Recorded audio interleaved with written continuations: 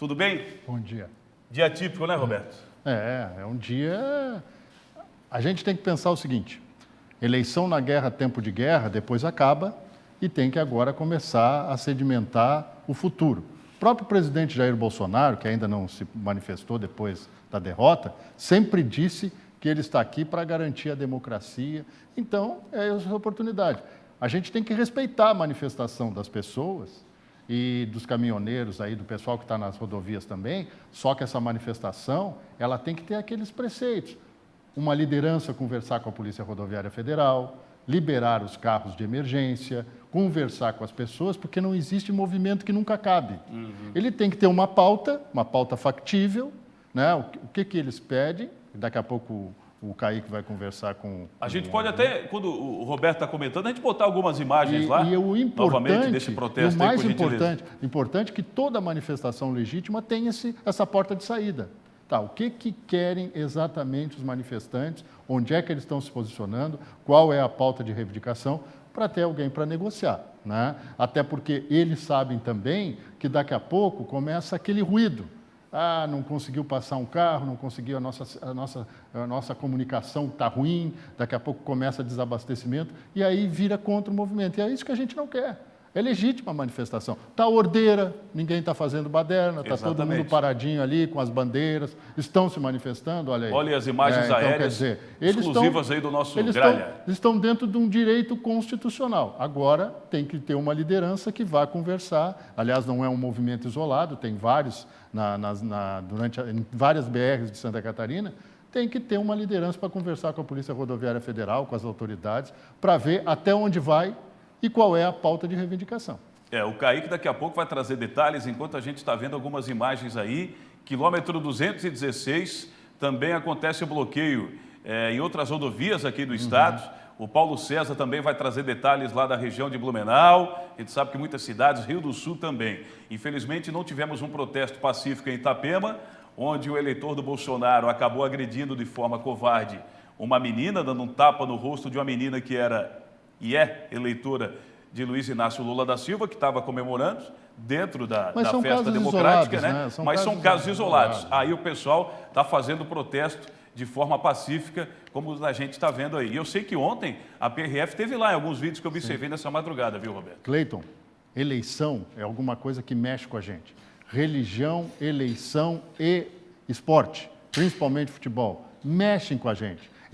Pega o nosso lado emotivo, não pega só o nosso lado razão. Mas eu tenho certeza que esse pessoal que está aí, volto a dizer, de maneira ordeira, vai encontrar uma forma de negociar com a Polícia Rodoviária Federal e ver uma saída para esse movimento, né? Daqui a pouco a gente vai falar sobre isso novamente, Roberto. Falar da eleição aqui em Santa Catarina, com os números, inclusive, para você dar uma analisada, vamos colocar no telão aí na sequência, para falar da vitória do Jorginho, que confirmou aquilo que a pesquisa apresentava, né? E o que a gente falava do favoritismo dele. Num estado extremamente bolsonarista como o nosso, Jorginho não só foi bafejado pela sorte, por estar dentro do contexto do Partido Liberal, como também foi o indicado, né? Quer dizer, aquele cara virado para a lua, né? Que conseguiu capitalizar isso. Eu vou dar um dado interessante. O Jorginho Melo praticamente dobrou a votação dele do primeiro para o segundo turno.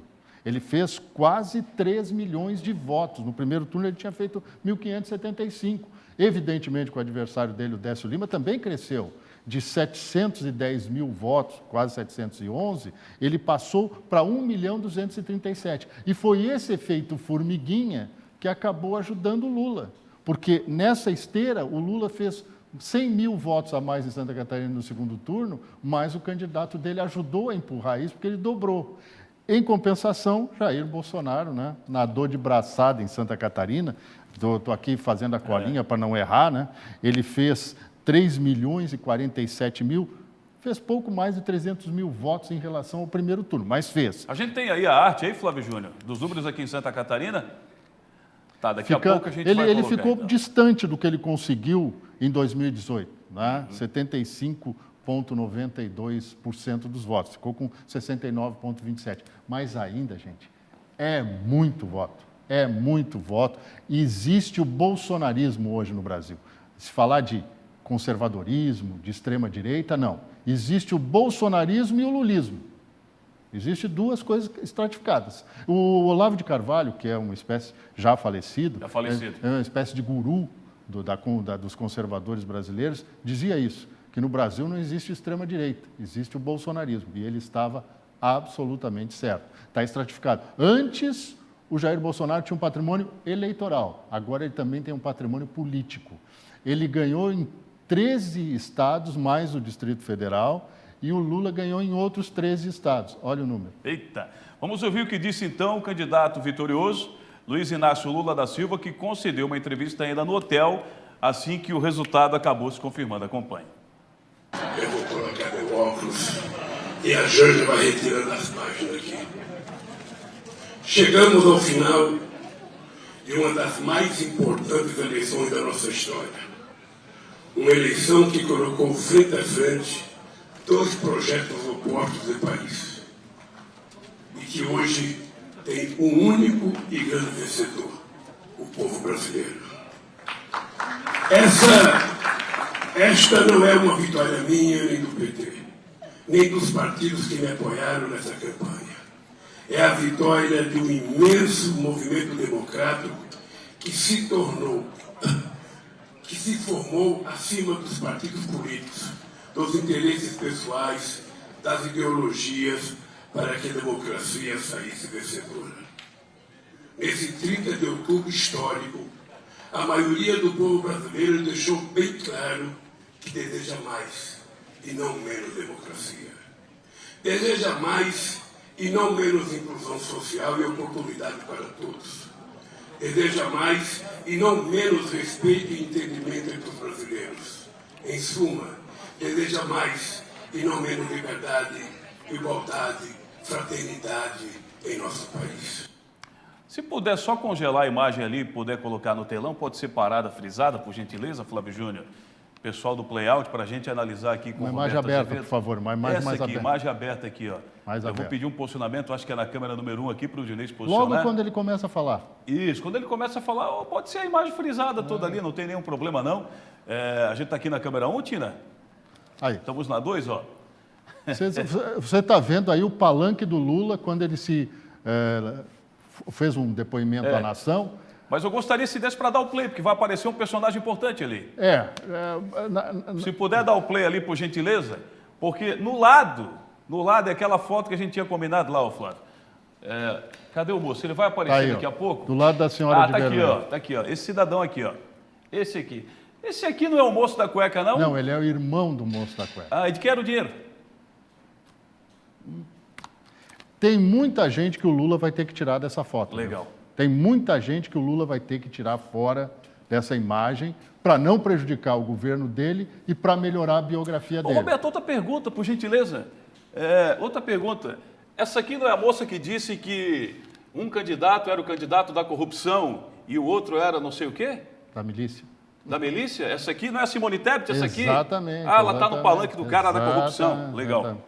Olha, o que a gente vai ver agora no Brasil é uma redistribuição de forças. E essa aqui não foi também a moça da pedalada que sofreu impeachment? Dilma Rousseff. E ali temos Legal. o vice-presidente eleito. Que chamava esse aqui de ladrão? Exatamente. Chefe de quadrilha, está aqui agora. Legal. Mas isso a gente mostra, isso é política. Isso é política.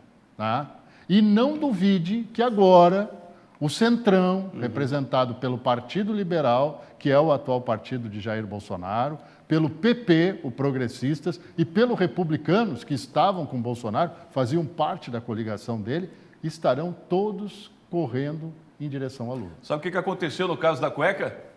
Ele prescreveu, né? Demoraram para julgar e lá na frente sério estava faltando prova. Vamos colocar o telão então, por gentileza? Vamos lá, o telão. Ó, Lula 50,87, Bolsonaro 49,13. Em números, 59.845.508 votos. 57.839.736 para Bolsonaro, abstenção de 20%. 30 milhões de eleitores, 32 milhões, ô Roberto, não compareceram para votar.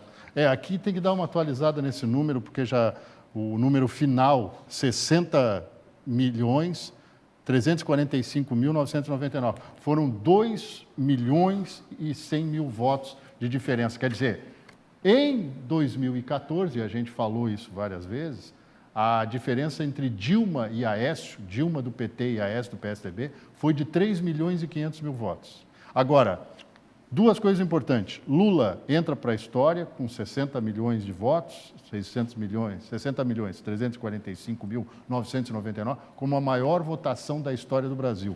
E Jorginho Melo também entra para a história como o homem que conseguiu a maior votação, o político que conseguiu a maior votação em Santa Catarina, 2.983.949.